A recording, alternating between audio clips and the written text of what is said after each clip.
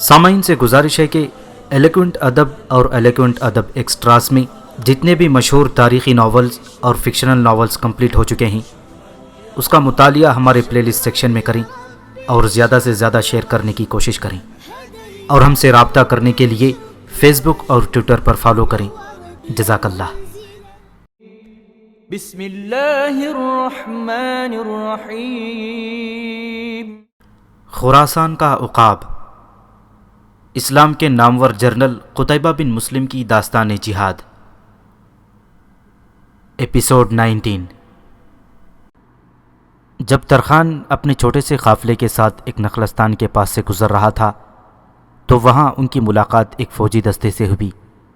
یہ قتیبہ کا فوجی دستہ تھا جس کی کمان زرار بن حسین کر رہا تھا، اور یہ دستہ بخارا کی جنگ سے واپس آ رہا تھا۔ چونکہ ترخان اور اس کے دوست بھی نخلستان میں پڑاؤ کے لیے رکے تھے، اس لیے وقتی طور پر ان کا اور دستے کے سپاہیوں کا آپس میں گھل مل جانا ایک فطری عمل تھا۔ اس دوران زرار بن حسین نے کئی مرتبہ زمرد کے چہرے کا جائزہ لیا۔ اسے زمرد کے چہرے پر کوئی کہانی لکھی نظر آ رہی تھی اور وہ اس کہانی کے متن کو پڑھنا چاہتا تھا۔ چنانچہ اس نے ایک آدھ بار ترخان سے سوال کیا، یہ لڑکی کون ہے؟ یہ میری ہونے والی بیوی ہے، ترخان نے جواب دیا تو زمرد بے اختیار رونے لگی۔ اسے روتا دیکھ کر زرار بن حسین کو احساس ہوا کہ ترخان جھوٹ بول رہا ہے۔ اس کے ذہن میں جو پہلا خیال آیا تھا وہ یہ تھا کہ ترخان اور اس کے ساتھیوں نے زمرد کو عیاشی کے لیے اغوا کیا ہے۔ چنانچہ اس نے ترخان کو کوریدنا شروع کر دیا، لیکن اس کی طرف سے کوئی معقول جواب نہ پا کر زرار نے اپنے دستے کے سپاہیوں کو حکم دیا کہ وہ ترخان اور اس کے ساتھیوں کو گرفتار کر لیں۔ چنانچہ ترخان اور اس کے ساتھیوں کو گرفتار کر لیا گیا۔ اسی شام زرار بن حسین نے تمام واقعات زمرد سے سنے۔ اسے زمرد پر بہت ترس آ رہا تھا۔ اس نے باقی دستے کو مرو روانہ کر دیا، لیکن اس سے پہلے وہ ترخان اور اس کے ساتھیوں کو قتل کرنا نہ بھولا تھا۔ اس کے بعد وہ خود زمرد کو لے کر سوغت چلا گیا۔ جب زرار بن حسین اور زمرد سوغت پہنچے تو زمرد اسے عباس کے گھر لے گئی۔ عباس کے زخم چونکہ گہرے تھے اس لیے وہ ابھی تک ٹھیک نہیں ہوا تھا۔ زمرد کو اپنے سامنے دیکھ کر اسے اپنی آنکھوں پر یقین نہیں آ رہا تھا۔ زمرد کو دیکھ کر اس نے بے اختیار اٹھنے کی کوشش کی، لیکن تکلیف کی وجہ سے اٹھ نہ سکا۔ عباس کو اس حالت میں دیکھ کر زمرد کی تمام حسیات سمٹ کر اس کی آنکھوں میں آ گئی تھیں۔ وہ آہستہ آہستہ چل کر عباس کے پاس آئی اور اس کے پاس بیٹھ گئی۔ کافی دیر تک چاہنے کے باوجود وہ عباس سے کچھ نہ کہہ سکی۔ یہی حالت عباس کی ہو رہی تھی۔ کچھ دیر کی خاموشی کے بعد آخر عباس نے سکوت توڑا۔ یہ واقعی تم ہو زمرد؟ اسے جیسے اپنی آنکھوں پر یقین نہیں آ رہا تھا۔ ہاں عباس، زمرد نے کہا، یہ میں ہی ہوں، تمہاری زمرد۔ اور پھر زمرد نے وہ تمام واقعات سنانے شروع کر دیے جو اس کے ساتھ پیش آئے تھے، اور آخر میں اس نے زرار بن حسین کا ذکر کرتے ہوئے کہا، اور اگر وہ میری مدد کو نہ پہنچتا تو شاید میں اس وقت یہاں نہ ہوتی۔ کیا تم مجھے اس سے ملواؤ گی نہیں؟ عباس نے زمرد سے کہا۔ ہاں کیوں نہیں، وہ مہمان خانے میں بیٹھا ہے، کہو تو ادھر ہی بلوا لوں؟ زمرد نے پوچھا۔ ہاں اسے ادھر ہی بلوا لو، عباس نے کہا تو زمرد سر ہلائی ہوئی کمرے سے باہر نکل گئی۔ وہ کچھ دیر بعد واپس آئی تو اس کے ساتھ زرار بن حسین بھی تھا۔ زرار نے عباس کی خیریت معلوم کرنے اور رسمی کلمات ادا کرنے کے علاوہ کچھ نہ کہا۔ اسے خاموش دیکھ کر عباس نے کہا، میں تمہارا شکر ادا تو نہیں کر سکتا، لیکن پھر بھی شکریہ کے چند الفاظ تو ضرور کہوں گا۔ عباس کی یہ بات سن کر زرار مسکرا دیا۔ اس میں شکریہ کی کیا بات ہے؟ ایک انسان کو مصیبت میں دیکھ کر اس کی مدد نہ کرنا بہادروں کا شیوا نہیں ہے۔ وہ دونوں کافی دیر تک بیٹھے باتیں کرتے رہے۔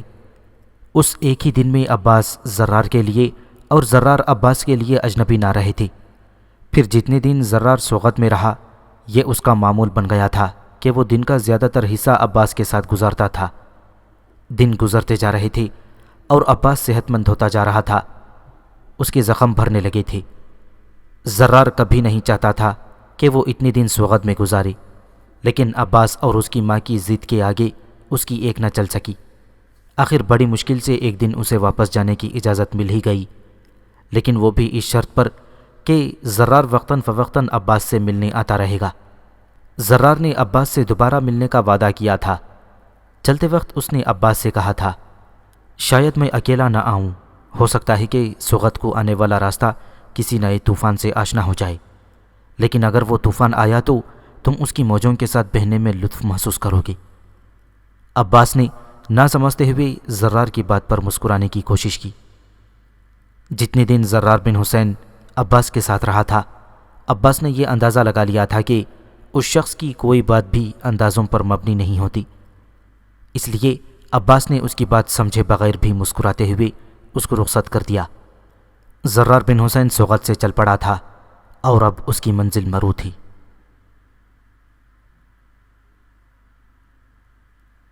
بخارا میں مسلمان فوج کو اگرچہ شکست ہوئی تھی، لیکن مسلمان فوج قتیبہ بن مسلم کی دانش مندی کی وجہ سے کسی بڑے طوفان سے بچ گئی تھی، لیکن اس شکست سے سپاہیوں کا حوصلہ مجروح ہونا ایک فطری امر تھا۔ ضرورت اس امر کی تھی کہ سپاہیوں کا اعتماد بحال کیا جائے، اور قتیبہ اس بات سے بخوبی واقف تھا۔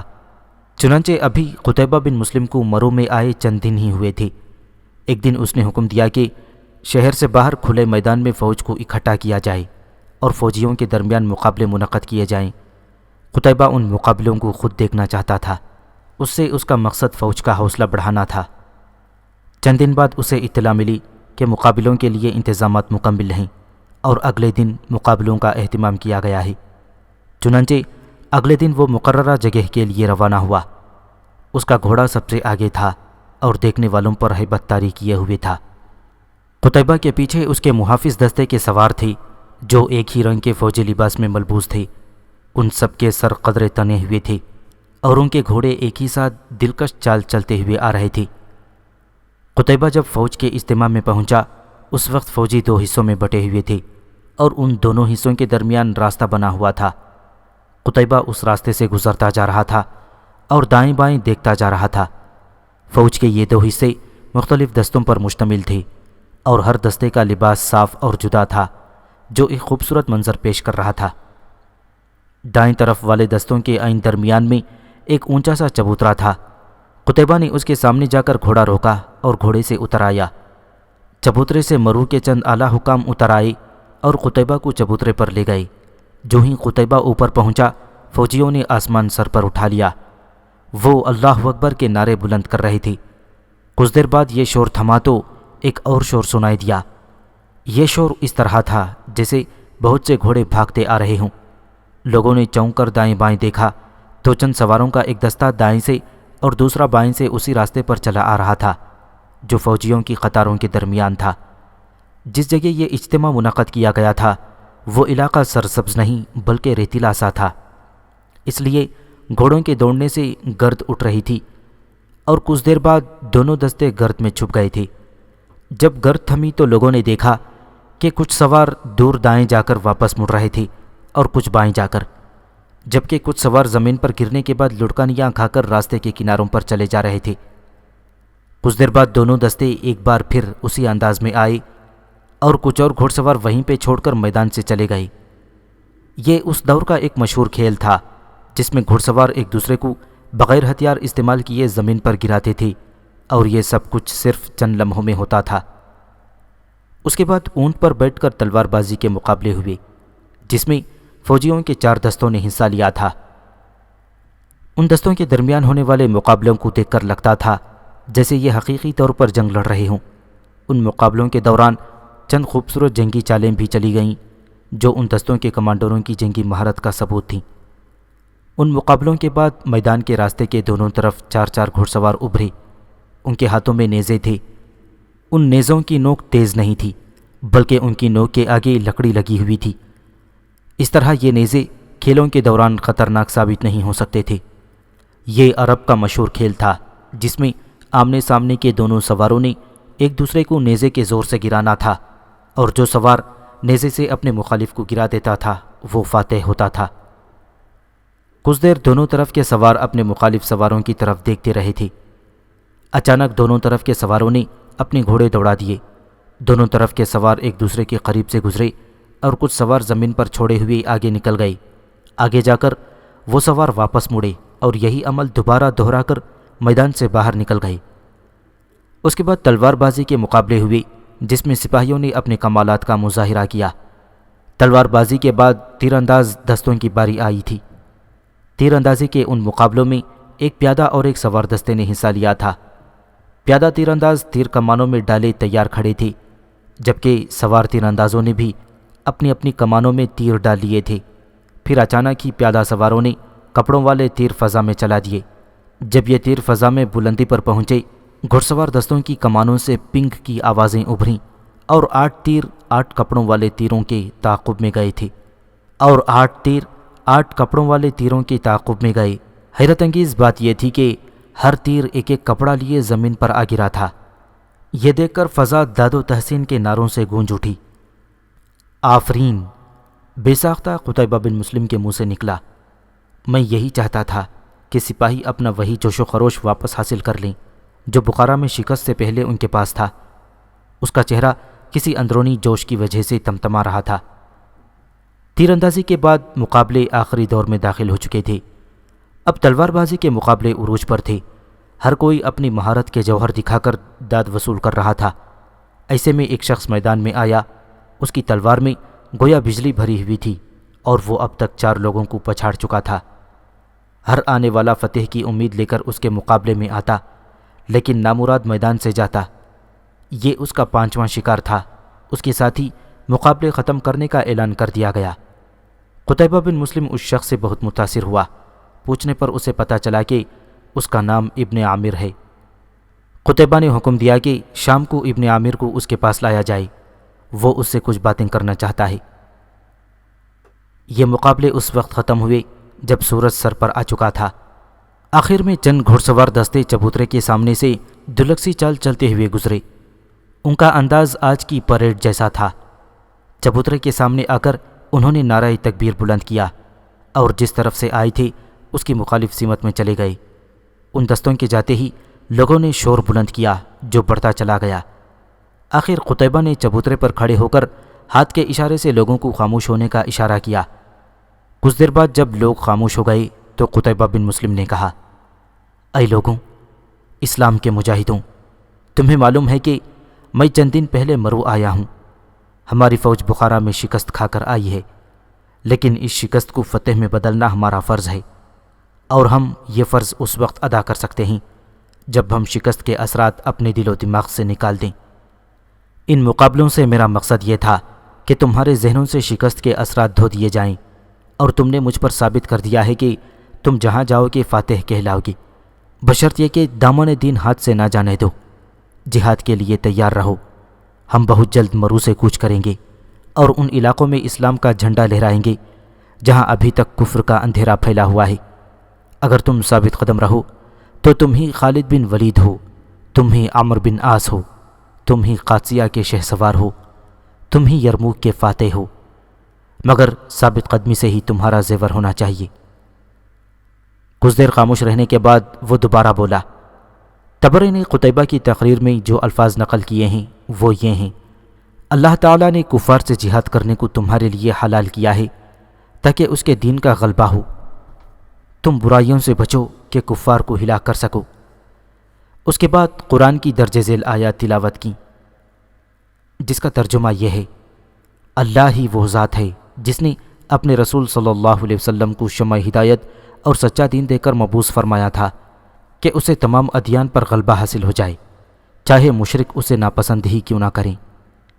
قتیبہ بن مسلم نے اور بھی بہت کچھ کہا، لیکن اس کی اس تقریر سے یہ بات واضح ہو گئی تھی کہ وہ مرو میں بیٹھ کر اپنی شکست کا سوگ نہیں منانا چاہتا تھا، بلکہ ان علاقوں پر فوج کشی کا ارادہ رکھتا تھا جو ابھی تک سلطنت اسلامیہ سے باہر تھے۔ اس مقصد کے لیے وہ کن علاقوں پر حملہ کرنا چاہتا تھا یہ بات ابھی واضح نہیں تھی۔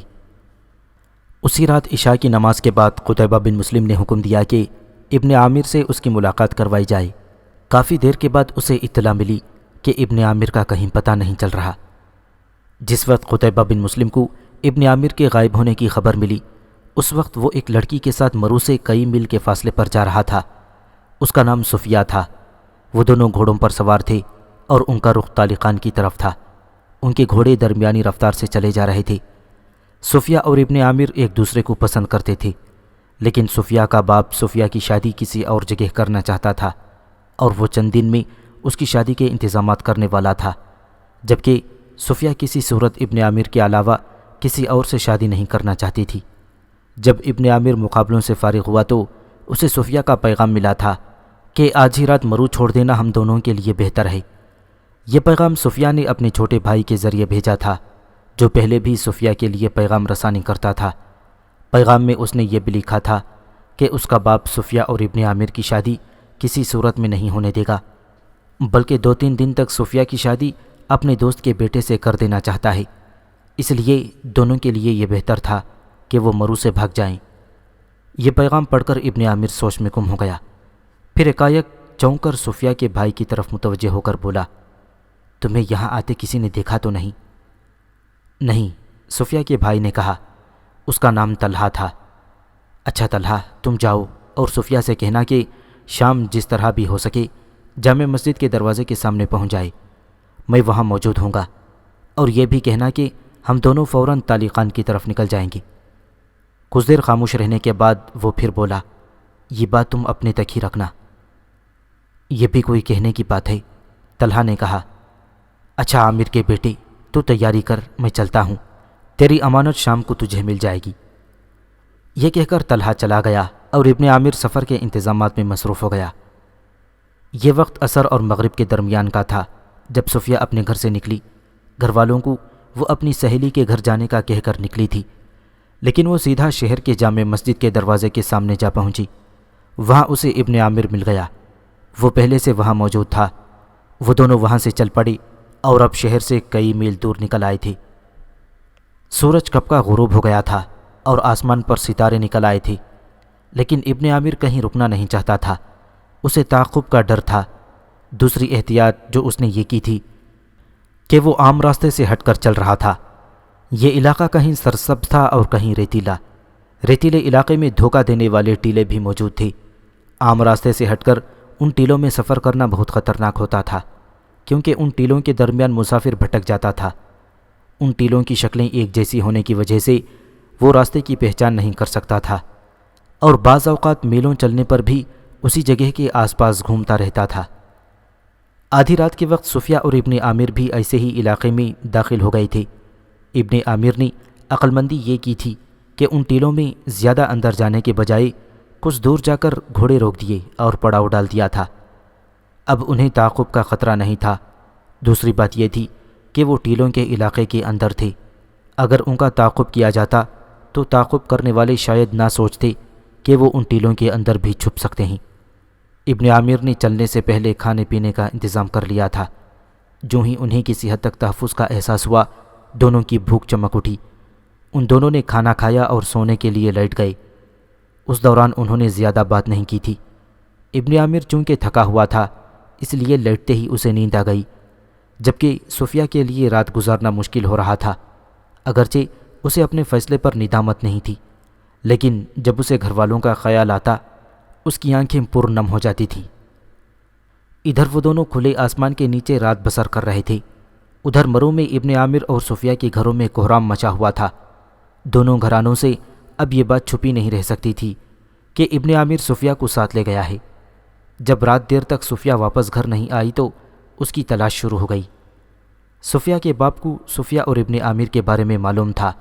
اسے یہ بھی معلوم تھا کہ دونوں ایک دوسرے کو چاہتے تھے، چنانچہ اس نے 2-3 دن میں صفیہ کی شادی کرنے کا فیصلہ کر لیا تھا، لیکن آج اچانک وہ غائب ہو گئی تھی۔ جب تلاش کے بعد بھی اس کا سراغ نہ ملا تو صفیہ کے باپ کے ذہن میں ابن عامر کی طرف سے شک پیدا ہو گیا۔ چنانچہ اس نے ابن عامر کا پتہ کروایا۔ جب اسے یہ اطلاع ملی کہ ابن عامر بھی غائب ہے تو اس کا شک یقین میں بدل گیا۔ پہلے تو وہ ابن عامر کے گھر گیا اور اس کے باپ کو خوب برا بھلا کہا، پھر اپنے نوکروں کے ساتھ اس کے تعاقب میں روانہ ہوا۔ اس دوران اسے یہ پتہ چل گیا تھا کہ انہیں تالی خان کی سمت میں جاتے دیکھا گیا ہے۔ عام حالات میں رات کے وقت شہر کے دروازے بند ہوتے تھے، لیکن صفیہ کے باپ جیسی شخصیت کے انسان کے لیے دروازے کھولنا کوئی مشکل کام نہ تھا۔ وہ جب تعاقب کے لیے روانہ ہوا تو اس وقت رات آدھی کے قریب گزر چکی تھی، اور یہی وہ وقت تھا جب ابن عامر نے پڑاؤ ڈالا تھا۔ صفیہ کے باپ کے ساتھ 6 مزید آدمی تھے، جن میں ابن عامر کا باپ بھی شامل تھا۔ اسے اس بات کا یقین نہیں آ رہا تھا کہ ابن عامر بھی کسی لڑکی کے ساتھ بھاگ سکتا ہے، لیکن صفیہ کے باپ کے سامنے اس کی ایک نہ چل سکی۔ اس کے دلائل نے ابن عامر کے باپ پر ثابت کر دیا تھا کہ صفیہ اس کے بیٹے کے ساتھ گئی ہے۔ اس بات کا سب سے بڑا ثبوت یہ تھا کہ دونوں اکٹھے ہی غائب ہوئے تھے۔ دوسرا ثبوت اس آدمی نے فراہم کر دیا تھا جس نے انہیں طالقان کی طرف جاتے دیکھا تھا۔ یہ سب اب طالقان جانے والے راستے پر روان تھے اور خاصی تیز رفتاری سے جا رہے تھے۔ صفیہ کے باپ کا نام عبداللہ جبکہ ابن عامر کے باپ کا نام عبد الرحمن تھا۔ وہ لوگ جب چلے تھے اس وقت رات آدھی کے قریب گزر چکی تھی، مگر اب رات کا آخری پہر تھا، لیکن انہوں نے کہیں آرام نہیں کیا تھا اور گھوڑوں کو متواتر دوڑاتے چلے آ رہے تھے۔ ان لوگوں کو معلوم تھا کہ کچھ دیر بعد ایک نخلستان آئے گا، کیونکہ وہ جس علاقے سے گزر رہے تھے وہ صحرائی تھا، اور پھر کچھ دیر مزید چلنے کے بعد وہ نخلستان آ گیا۔ وہاں پہنچ کر انہوں نے اپنے گھوڑے روک لیے تاکہ انہیں کچھ دیر آرام دیا جا سکے۔ عبد الرحمن، عبداللہ نے کہا، ایک بار مجھے تیرا بیٹا مل جائے، میں اپنے ہاتھوں سے اس کی گردن اڑا دوں گا۔ یہ پہلی بات تھی جو سارے راستے میں دونوں کے درمیان ہوئی تھی، لیکن جواب میں عبد الرحمن پھر بھی خاموش رہا۔ یہ لوگ ساری رات کے جاگ رہے تھے، لیکن نیند ان کی آنکھوں سے کوسوں دور تھی۔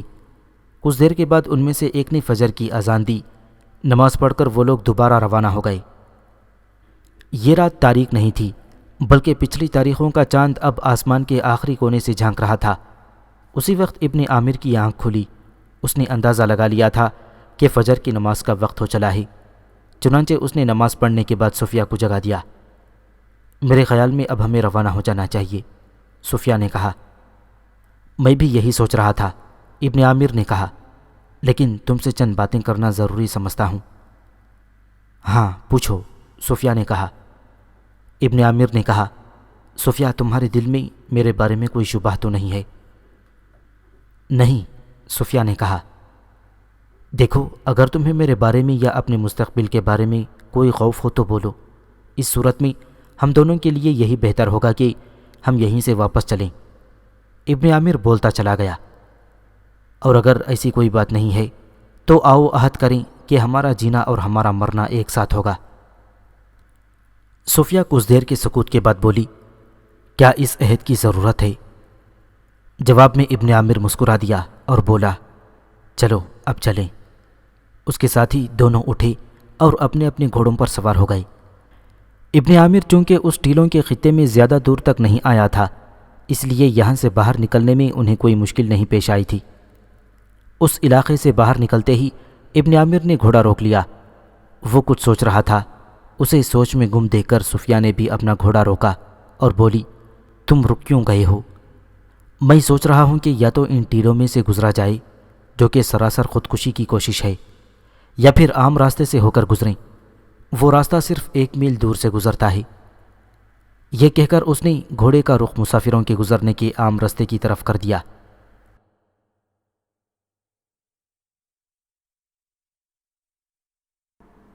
کچھ دیر بعد وہ عام سے راستے پر طالقان کی طرف روان تھا۔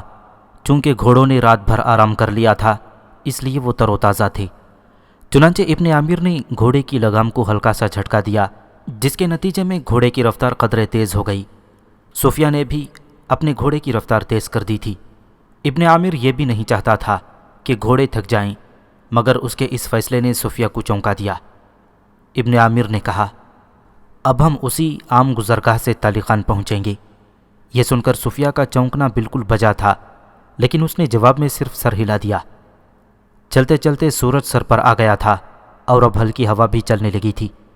یہ دیکھ کر ابن عامر کے منہ پر بے اختیار مسکراہٹ نمودار ہوئی اور اس نے صفیہ سے کہا، دیکھو صفیہ، اللہ نے ہماری حفاظت کا کیسا انتظام کیا ہے۔ اب اس ہوا کی اڑائی ہوئی گرد ہمارے گھوڑوں کے قدموں کے نشانات چھپا لے گی۔ صحرا کی ہوا کی خاص بات یہ ہوتی ہے کہ انتہائی گرم ہونے کی وجہ سے جب منہ سے ٹکراتی ہے تو منہ جھلستا محسوس ہوتا ہے۔ دوسری اہم خصوصیت یہ ہوتی ہے کہ آہستہ رفتار میں بھی یوں محسوس ہوتا ہے جیسے ہلکی آندھی چل رہی ہو۔ اس کے ساتھ ریت اڑ اڑ کر ایک جگہ سے دوسری جگہ پہنچتی رہتی ہے۔ کچھ دیر بعد جب ہوا کی شدت میں قدرے اضافہ ہوا تو دونوں نے اپنے منہ کپڑوں سے ڈھانپ لیے اور ان کی صرف آنکھیں نظر آ رہی تھیں۔ دوران سفر دونوں کبھی کبھار کوئی بات بھی کر لیتے تھے، لیکن ان کا زیادہ سفر خاموشی سے ہی گزرتا تھا۔ یوں محسوس ہوتا تھا جیسے دونوں اپنے انجانے مستقبل کے بارے میں سوچ رہے ہوں۔ اچانک ہوا کی شدت میں بے پناہ اضافہ ہو گیا، جس نے دونوں کو چونکا دیا۔ ابن عامر نے دائیں جانب دیکھا تو جو منظر اس کی آنکھوں نے دیکھا وہی اسے خوفزدہ کرنے کے لیے کافی تھا۔ دائیں دور افق پر ریت ہی ریت نظر آ رہی تھی۔ یوں لگتا تھا جیسے ریت کا پہاڑ سرکتا چلا آ رہا ہو۔ یہ طوفان تھا جو اپنے ساتھ ریت اڑائے چلا آ رہا تھا۔ اگرچہ ابھی ابن عامر اور صفیہ تک نہیں پہنچا تھا، مگر اس کی شدت محسوس کی جا سکتی تھی۔ اتنی شدت کہ طوفان میں بڑے بڑے قافلے زندہ دب جاتے تھے۔ وہ تو پھر دو تھے، اگر وہ دونوں دبنے سے بچ بھی جاتے تو ہونا تو یہ تھا کہ ریت کی پہلی ضرب پڑتے ہی دونوں کے گھوڑے بدک جاتے اور دونوں ہی بھٹک جاتے۔ یہ خطرہ ابن عامر کے لیے کوئی خاص اہمیت نہیں رکھتا تھا، کیونکہ وہ صحرا کے گوشے گوشے سے واقف تھا، لیکن ایسی صورت میں صفیہ کی موت یقینی تھی۔ اب یہ طوفان خاصا دور تھا جب ابن عامر نے صفیہ کے گھوڑے کی باگ اپنے گھوڑے کی زین سے باندھ دی اور گھوڑے کو ایل لگا دی۔ اس نے گھوڑوں کا رخ طالقان کی طرف رکھا تھا تاکہ اگر گھوڑے بے قابو بھی ہو جائیں تو ان کا رخ منزل سے ادھر ادھر نہ ہو۔ یہ خطرہ بھی تھا کہ گھوڑے بدک کر رخ تبدیل کر لیں۔ پھر کچھ دیر بعد ہر طرف ریت ہی ریت چھا گئی۔ اس اچانک آفت سے گھوڑے بدکے ضرور تھے، لیکن انہوں نے اپنا رخ نہ تبدیل کیا۔ ابن عامر نے پیچھے مڑ کر دیکھا، اسے ریت کے طوفان میں صفیہ کا صرف ہیولا سا نظر آیا، اگرچہ اس کا اور صفیہ کا فاصلہ چند گز ہی تھا۔ وقت گزرنے کے ساتھ ساتھ طوفان کی شدت میں اضافہ ہوتا جا رہا تھا۔ ہوا کی آوازیں خوفناک ہوتی جا رہی تھیں۔ یوں محسوس ہو رہا تھا جیسے چاروں طرف عورتیں بین کر رہی ہوں۔ صفیہ کا تو خوف کی وجہ سے برا حال ہو رہا تھا، لیکن تھوڑی تھوڑی دیر بعد آنے والی ابن عامر کی مدھم سی آواز اس کا حوصلہ بڑھا رہی تھی۔ ابن عامر کو خوب احساس تھا کہ صفیہ کی حالت اچھی نہیں ہے، لہٰذا وہ تھوڑے تھوڑے وقفے کے بعد پھیپڑوں کا پورا زور لگا کر کوئی نہ کوئی بات کہہ دیتا تھا۔ پھر آہستہ آہستہ طوفان کا زور ٹوٹنے لگا، اور جب طوفان تھما تو وہ دونوں کسی قلعے کا ہیولا سامنے دیکھ سکتے تھے۔ سورج ان کے عقب میں آخری ہچکی لے رہا تھا۔ ابن عامر نے گھوڑوں کو روکا۔ اس وقت وہ ایک بلند ٹیلے پر کھڑے تھے۔ سورج چونکہ ان کے عقب میں غروب ہو رہا تھا، اس لیے ان کے سائے نہایت لمبے تھے۔ دونوں نے اپنے سامنے قلعے کو دیکھا اور گھوڑوں کو ہلکی رفتار سے چلا دیا۔ سخت مشقت کی وجہ سے گھوڑوں کا پسینہ پھوٹ رہا تھا۔ ابن عامر نے صفیہ کو مخاطب کیا، صفیہ سامنے دیکھو، ہماری منزل ہے۔ صرف تمہاری منزل؟ میری منزل تو تم ہو، صفیہ نے جواب دیا تو بے اختیار دونوں کے ہونٹوں پر مسکراہٹ رینگ گئی۔ اب جب وہ قلعے میں داخل ہوئے تو سورج غروب ہو چکا تھا۔ فجر کی نماز کے بعد ان دونوں کی تلاش میں آنے والے دوبارہ تلاش میں روانہ ہوئے۔ ان لوگوں کا ارادہ یہ تھا کہ دوپہر تک تلاش جاری رکھی جائے، اگر دونوں مل گئے تو ٹھیک، ورنہ واپس لوٹا جائے۔ وہ لوگ آگے ہی آگے بڑھتے گئے۔ جب سورج سر پر آ گیا تو انہوں نے واپسی کا ارادہ کیا۔ تھوڑا چلنے کے بعد وہ ایک ایسے علاقے میں پہنچے جہاں اکا دکا چٹانیں تھیں۔ ان میں سے ایک چٹان قدرے بڑی اور آگے کو جھکی ہوئی تھی۔ سب نے ان کے نیچے پڑاؤ کیا۔ چونکہ وہ ساری رات اور پھر دن کو بھی جاگتے رہے تھے، اس لیے انہوں نے گھوڑوں کو باندھا اور سوائے طلحہ کے سب لیٹ گئے۔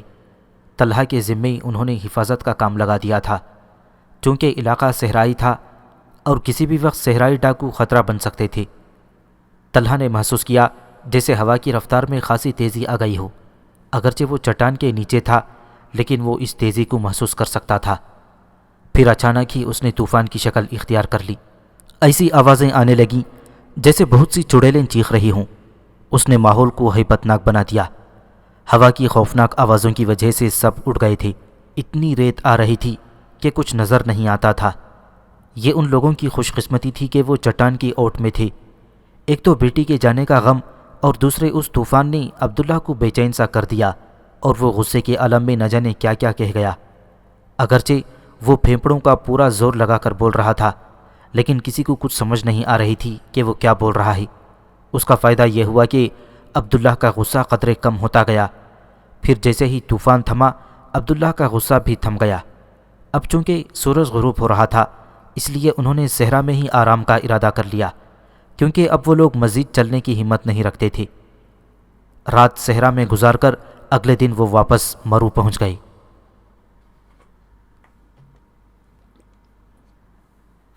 اگلے دن ہی قتیبہ کو ابن عامر کا تمام احوال معلوم ہو گیا تھا۔ اس کے نزدیک اگرچہ یہ واقعہ عجیب اور دلچسپ تھا، لیکن اس نے اس سے زیادہ اہم کام کرنے تھے۔ چنانچہ اس نے صرف اتنا حکم دیا کہ ابن عامر کو تلاش کر کے لایا جائے۔ اگلے 2 دن قتیبہ کے لیے انتہائی مصروفیت کے تھے، کیونکہ وہ کسی علاقے پر فوج کشی کے لیے حکمت عملی تیار کر رہا تھا تاکہ فوجیوں کے ذہن سے شکست کے آثار کو کم کیا جا سکے۔ چنانچہ وہ ابن عامر کو بھول چکا تھا۔ کچھ دنوں بعد اس نے ایک اجلاس بلوا لیا جس میں فوجی عہدیداروں نے شرکت کی۔ یہ اجلاس ایک بڑے کمرے میں ہو رہا تھا۔ کمرے کی آرائش سے یہی لگتا تھا کہ کمرہ اسی مقصد کے لیے بنایا گیا ہے۔ مستطیل کمرے کے وسط میں ایک مستطیل میز تھی جس کے 2 طرف لمبائی کے رخ 20-20 کرسیاں رکھی تھیں، جبکہ عرضی طرف صرف ایک کرسی تھی جس پر قتیبہ براجمان تھا۔ کچھ دیر روایتی گفتگو کے بعد قتیبہ اپنے اصل مقصد کی طرف آیا۔ آپ لوگوں کو معلوم ہے کہ میرا ارادہ سلطنت اسلامیہ کی وسعت کے ساتھ ساتھ اس کا استحکام ہے۔ یہ اسی صورت میں ممکن ہے کہ جب ہم اپنی طرف اٹھنے والی ہر میلی آنکھ کو پھوڑ دیں۔ قتیبہ بولتے بولتے رک گیا اور سب کی طرف باری باری دیکھنے لگا۔ یوں لگتا تھا کہ وہ ان کے چہرے پڑھنے کی کوشش کر رہا ہے۔ پھر اچانک ہی وہ کھڑا ہو گیا، دائیں سے بائیں اور بائیں سے دائیں چکر لگانے لگا۔ جیسے جیسے اس کے قدم اٹھتے اس کے ہونٹ بھی حرکت کرتے گئے۔ اس نے تفصیلاً بتایا کہ اس کا عزم کیا ہے۔ اس نے کہا، میرا ارادہ ہے کہ اگلے ہفتے جمعے کے دن کوچ کیا جائے۔ اس کے ساتھ ہی اس نے میز کے کونے پر پڑا رول شدہ کپڑے کا ٹکڑا اٹھا لیا اور اسے میز پر پھیلا دیا۔ جوں جوں کپڑا پھیلتا گیا اس پر ایک نقشہ ابھرتا گیا۔ قتیبہ نے کہا، ابھی تک ہم نے جو باتیں کی ہیں وہ سب کی سب جذباتی تھیں، لیکن اب جو گفتگو ہم کرنے جا رہے ہیں وہ خاص تکنیکی نوعیت کی ہیں۔ پہلے آپ میری گفتگو سن لیں، پھر اپنی اپنی رائے دیجیے۔ یہ دریائے جیہون ہے۔ اس نے نقشے پر ایک جگہ انگلی رکھی، اور یہ زغانیان کا علاقہ ہے جو اب اسلامی سلطنت کا حصہ ہے۔ قتیبہ نے 2-3 دفعہ نقشے پر زغانیان کے علاقے پر انگلی ماری۔ زغانیان سے انگلی کھینچتا ہوا وہ ایک اور جگہ لے گیا، اور یہ کفتان کا علاقہ ہے۔ یہ علاقہ اگرچہ اسلامی سلطنت کا حصہ ہے، لیکن مجھے ملنے والی اطلاعات کے مطابق یہاں کے بادشاہ نے بخارا کے بادشاہ دروان قزح کے ساتھ معاہدہ کیا ہے، جس کے تحت وہ جنگ کی صورت میں ہماری مدد نہیں کرے گا۔ اگرچہ اس علاقے کا بادشاہ آرام پسند ہے اور سلطنت اسلامیہ کو اس سے کوئی خطرہ نہیں، لیکن میرا مقصد یہ علاقہ مستقل طور پر اسلامی سلطنت میں شامل کرنا ہے۔ اے ابن مسلم، خینس بن یوسف نے کہا، اگر ہمیں اس سے خطرہ نہیں تو یہاں اپنی طاقت صرف کرنے کا کیا فائدہ؟ اگرچہ اس بات پر قتیبہ کے منہ پر ناگواری کے تاثرات ابھرے، لیکن اس نے نرم لہجے میں جواب دیا، ابن یوسف، کیا تو ان علاقوں کو ہی دیکھتا رہے گا؟ یہ نہ دیکھ کہ یہ علاقے کیا ہیں، یہ دیکھ کہ ان سے آگے کیا ہے۔ اس کے ساتھ ہی اس نے نقشے پر انگلی کفتان سے اٹھا کر ایک اور جگہ رکھی۔ اس سے آگے یہ دیکھ بخارا، پھر سمرقند۔ اس نے باری باری ان دونوں علاقوں کو واضح کیا۔ کسی اور نے کوئی بات کہنی ہو، اس نے سب کی طرف دیکھا۔ سب کو خاموش دیکھ کر قتیبہ پھر کہنے لگا، ذمہ دار افسران فوج کو تیار کرنے کا کام کریں، اور کل سے فوج شہر سے باہر مشقیں کریں گی۔ ان کی نگرانی میں خود کروں گا۔ ان مشقوں میں میرا مقصد فوج کو چاق و چوبند کرنا ہے، ساتھ ہی فوج کا معائنہ بھی ہو جائے گا۔ آخر میں سب سے اہم بات۔ کچھ دیر سکوت کے بعد وہ بولا، جب ہم اس مہم پر روانہ ہوں گے تو میری غیر موجودگی میں میرے قائم مقام عبداللہ بن عمرو اور عثمان بن عدی ہوں گے۔ عبداللہ بن عمرو یہاں فوج کا سالار ہوگا، جبکہ عثمان بن عدی مال گزاری کا نگران ہوگا۔ کچھ مزید گفتگو کے بعد اجلاس برخاست ہو گیا۔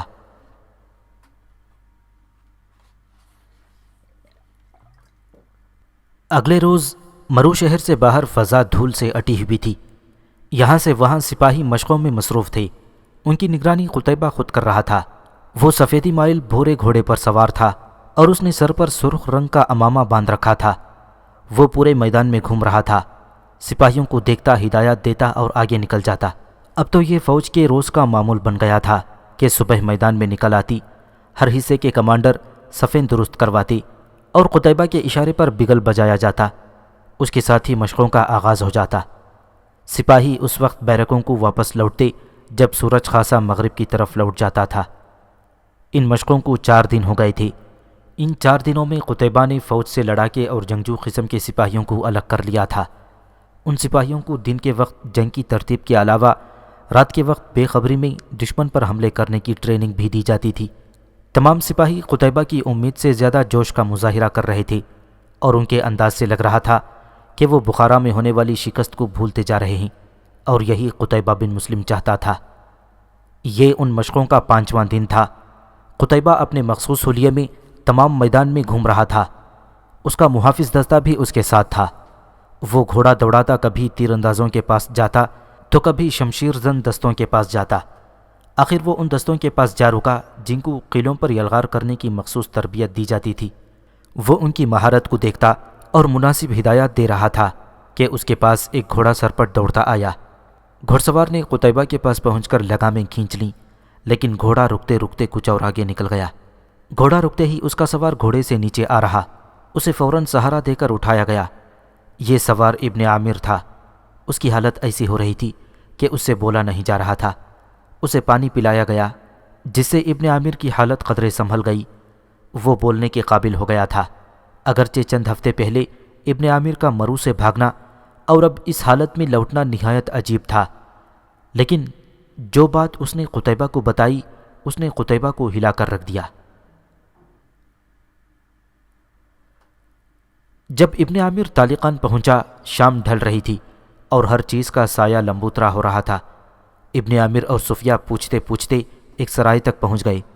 ابن عامر نے ایک کمرہ کرائے پر لیا اور رات اسی سرائے میں ٹھہرنے کا ارادہ کیا۔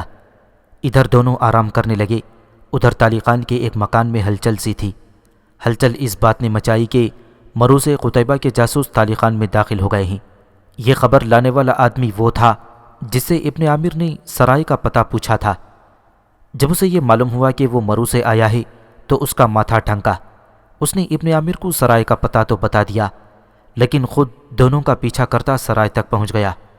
اس نے کچھ وقت سرائے کے باہر گزارا، اور جب اسے یقین ہو چلا کہ اب ابن عامر کی واپسی ناممکن ہے تو اس نے سرائے سے اس کے بارے میں ضروری معلومات اکٹھی کر لیں اور واپس چل پڑا۔ اس دوران رات قدرے گہری ہو چکی تھی۔ اب اس کی منزل ایک مکان تھا جو آبادی سے ذرا ہٹ کر لیکن خوبصورت انداز میں تعمیر کیا گیا تھا۔ دروازے پر پہنچ کر اس نے 3 بار مخصوص انداز میں دستک دی اور کچھ ہی دیر بعد دروازہ کھل گیا۔ وہ شخص جلدی سے اندر داخل ہو گیا اور دروازہ بند کر لیا۔ اچانک ہی ایک نسوانی آواز سنائی دی، خیریت تو ہے کرزک؟ کرزک اس شخص کا نام تھا۔ کرزک نے پیچھے مڑ کر دیکھا تو اسے ایک عورت کا حیولہ سا نظر آیا۔ اگرچہ اندر تاریکی تھی لیکن وہ آواز سے پہچان چکا تھا کہ وہ سلمیٰ تھی۔ اسے دیکھتے ہی کرزک نے منہ سے ہلکی سی ش کی آواز نکالی اور اسے لے کر اندر اس کمرے میں آ گیا جہاں دیا جل رہا تھا۔ یہ کمرہ مکان کے عین درمیان میں تھا اور سجاوٹ سے عارضی نشستگاہ لگتی تھی۔ کرزک اندر داخل ہوا تو کمرے میں 2 آدمی پہلے سے ہی موجود تھے۔ اس نے ایک کونے میں بیٹھتے ہوئے کہا، اے عثمان۔ وہ کچھ دیر خاموشی کے بعد بولا، اور اے ارزل، شکر ہے وہ مجھے مل گیا۔ عثمان اور ارزل اندر موجود آدمیوں کے نام تھے۔ دونوں نے کرزک کو حیرت سے دیکھا اور پوچھا، کون مل گیا؟ قتیبہ کا جاسوس، آج ہی مرو سے آیا ہے۔ یہ تھی وہ بات جس نے اس حویلی نما مکان میں ہلچل مچا دی تھی۔ دراصل طالقان میں کچھ ایسے لوگ ابھر رہے تھے جو حکومت کے خلاف بغاوت کرنا چاہتے تھے، اور یہ حویلی ان لوگوں کا ہیڈ کوارٹر تھی، جبکہ یہ تینوں ان باغیوں کے سرغنہ تھے، جبکہ سلمیٰ ارزل کی بہن تھی۔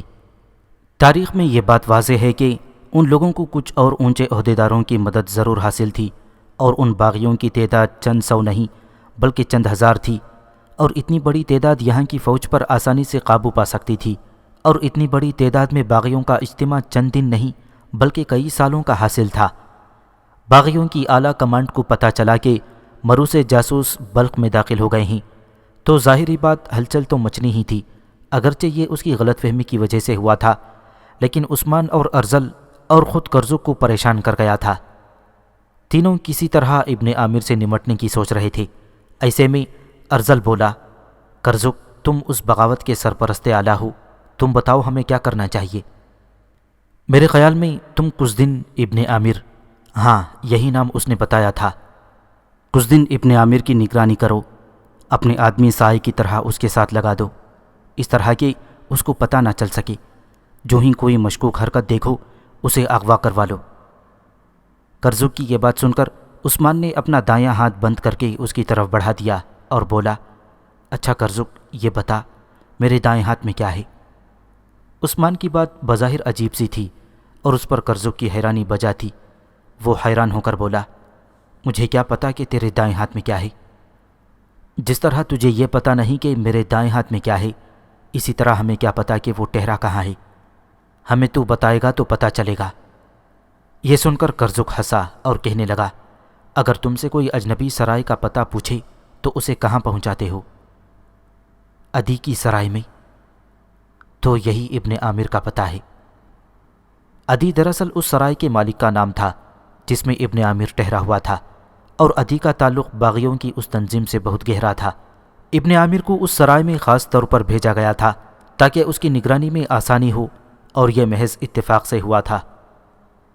تو ایسا کر، کرزک نے ارزل کی طرف دیکھتے ہوئے کہا، تو اسی وقت جا اور 2 آدمیوں کو ابن عامر کی نگرانی کا کام سونپ دے۔ کرزک کی بات سن کر ارزل نے اسے گھورا جیسے یہ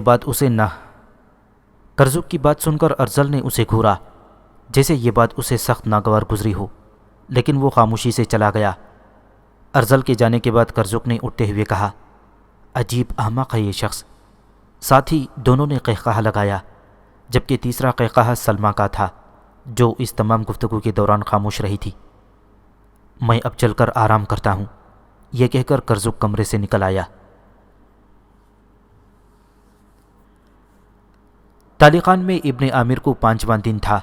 اس نے سوچ لیا تھا کہ یہاں فارغ بیٹھنے سے بہتر ہے محنت مزدوری کر لی جائے، چنانچہ وہ صفیہ کو بتا کر سرائے سے باہر آ گیا اور پوچھتا پوچھتا شہر کی منڈی میں جا نکلا۔ یہاں قافلوں کا آنا جانا لگا رہتا تھا، قافلے اپنا مال یہیں اتارتے تھے۔ ابن عامر بھی مال اتارنے والوں میں شامل ہو گیا۔ یوں دن بھر وہ مصروف رہا، لیکن وہ محسوس نہ کر سکا کہ 2 آدمی صبح سے اس کی نگرانی کر رہے ہیں۔ جب ابن عامر فارغ ہوا تو اس کی جیب میں ایک معقول رقم تھی، لیکن وہ اس پر مطمئن نہیں تھا۔ اگرچہ محنت کرنے میں اسے آر نہ تھی، لیکن یہ اس کے مزاج کے خلاف تھا۔ وہ پہلے دن سے ہی سوچ رہا تھا کہ اسے باقاعدہ ملازمت کے لیے ہاتھ پاؤں مارنے چاہیے۔ چنانچہ اس دن فارغ ہو کر وہ پتہ پوچھتا ہوا قلعے دار کے گھر پہنچا۔ بڑی مشکل سے اس کی ملاقات قلعے دار سے کروائی گئی اور آخر قلعے دار اسے ذاتی ملازم کے طور پر رکھنے کے لیے تیار ہو گیا۔ ابن عامر کی خوشی کا کوئی ٹھکانہ نہ تھا۔ وہ جلد از جلد صفیہ کو یہ خبر سنانا چاہتا تھا، چنانچہ اس نے سیدھا سرائے جانے کا فیصلہ کر لیا۔ ابھی وہ کچھ دور ہی گیا تھا اور اپنے خیالوں میں گم چلا جا رہا تھا جب اس کی ٹکر اچانک ہی ایک آدمی سے ہوئی۔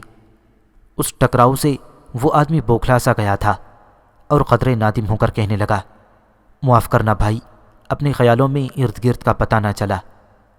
ابن عامر جواب میں مسکرا دیا۔